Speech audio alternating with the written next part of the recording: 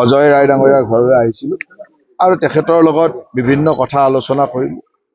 এজন বিধায়কে যেতিয়া প্ৰাৰ্থিত্ব নাপায় আৰু এজন খুব সাধাৰণভাৱে সহজ সৰলভাৱে সকলো ৰাইজৰ লগত থকা বিধায়ক এজনে প্ৰাৰ্থিত্ব নাপালে নিশ্চয়কৈ তেওঁৰ সমৰ্থকসকলৰ মনত কিছু ক্ষোভ অসন্তুষ্টি থাকিব। কিন্তু আমাৰ সকলো দলীয় কাৰ্যকৰ্তা আমি সকলোৱে দলটো শক্তিশালী কৰাটো বিচাৰোঁ আৰু এই সময়ত মোৰ দায়িত্ব হ'ল যে একেলগে আমি সতীৰ্থ বিধায়ক হিচাপে একেলগে বিধানসভাত 5টা বছৰ কটাইছোঁ আৰু সেইকাৰণে মই অজয়ৰ লগত আহি গোটেই কথাখিনি পাতিলোঁ, তেওঁৰ মনৰ কথাখিনিও বুজি ল'লোঁ। যোৱাকালিও মই শিলচৰলৈ গৈছিলোঁ। শিলচৰত আমাৰ 3গৰাকী বিধায়কে টিকট পোৱা নাই, 3গৰাকীক লগ পাই আহিছোঁ।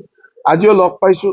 মুখ্যমন্ত্ৰী ডাঙৰীয়াই তেখেতৰ লগত কথা পাতিছে, ময়ো কথা পাতিছোঁ, আমাৰ কেন্দ্ৰীয় মন্ত্ৰী ডাঙৰীয়াও আহিছে, তেখেতেও কথা পাতিছে আৰু আমি সকলোৱে এটা সৌহাৰ্দ্যপূৰ্ণ আলোচনাৰ মাজেৰে এটা কথা স্পষ্ট যে আমি কেতিয়াও দলৰ বিপক্ষে কোনো কাম নকৰোঁ, দলৰ লগত থাকি কাম কৰি কিছু ক্ষোভ অসন্তুষ্টি যি আছিল আমি শুনিলোঁ, তাৰ মষিমূৰ কৰা এটা ব্যৱস্থা আমি চিন্তা কৰিলোঁ যে কেনেকৈ এই ক্ষোভ অসন্তুষ্টিখিনি মষিমূৰ কৰিব পাৰি। আৰু আমি সকলো দলৰ একোজন নিষ্ঠাবান কাৰ্যকৰ্তা, গতিকে দলৰ কাৰণে অজয়ো তেনেকুৱা নিষ্ঠাবান কাৰ্যকৰ্তা, একেবাৰে ল'ৰালি কালৰ দিনৰ পৰা আদৰ্শৰ মাজেৰে আহি এই পৰ্যায়লৈকে আহিছে।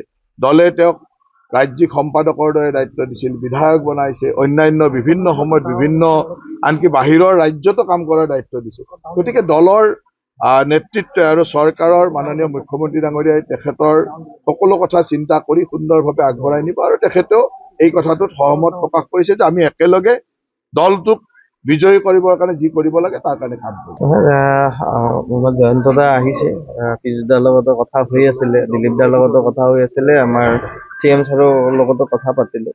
মই অহাকালি নমিনেশ্যন দিয়াৰ কথা এটা আছিলে, গোটেই ৰেডি আছিলে, সমৰ্থকো বিভিন্ন সময়ত তেওঁলোকে কৈ আছিলে যেন আমি নমিনেশ্যন দিব লাগে, যিহেতু মই ইণ্ডিপেণ্ডেণ্ট খেলিছিলোঁ আৰু খুব কম মাৰ্জিনত মই হাৰিছিলোঁ।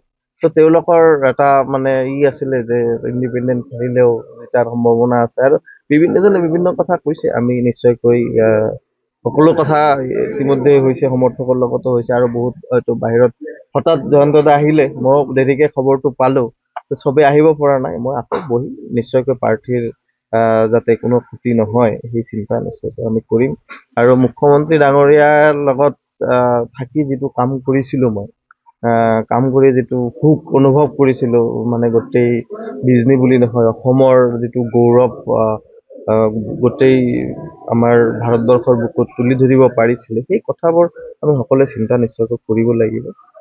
আৱেগ অনুভূতিটো থাকিব, কিন্তু আমি সদায় সঠিক ডিচিশ্যনে ল'ব লাগিব আৰু নিশ্চয়কৈ সকলোৰে যিহেতু মাৰ্গদৰ্শন পালোঁ, আমাৰ কেন্দ্ৰীয় মন্ত্ৰীও আহিছে, নিশ্চয়কৈ ভাল লাগিছে যে আজি 5 বছৰত কমচে কম কেন্দ্ৰীয় মন্ত্ৰী এজন আমাৰ জয়ন্ত দাৰ দৰে মানুহ মোৰ ঘৰত ভৰি ৰাখিছে। মই আজি সাৰ্থক যেন লাগিছে, নিশ্চয়কৈ ভাল চিন্তা কৰিম।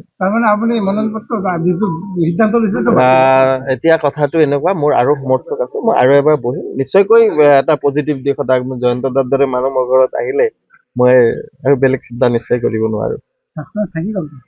নাই, এইটো আপোনালোকে ৰাখিব নালাগে, কিন্তু যিটো মোৰ আৰু সমৰ্থক আছে খুব কম সময়ৰ ভিতৰত এইখিনি আহিছে, এতিয়া তেওঁলোকৰ লগতো সন্ধিয়া আমি ভালকে বহি ল'ম যাতে কোনো ধৰণৰ অসুবিধা নহয়। কাৰণ আজি মই এইখিনি সমৰ্থকৰ লগত কথা পাতি পেলাই সেইখিনি যদি মানে কৰি ৰাখোঁ, তেওঁলোকে বেলেগ চিন্তা কৰিব পাৰে, সেইটো যাতে নকৰে সেইকাৰণে চেষ্টা কৰিম।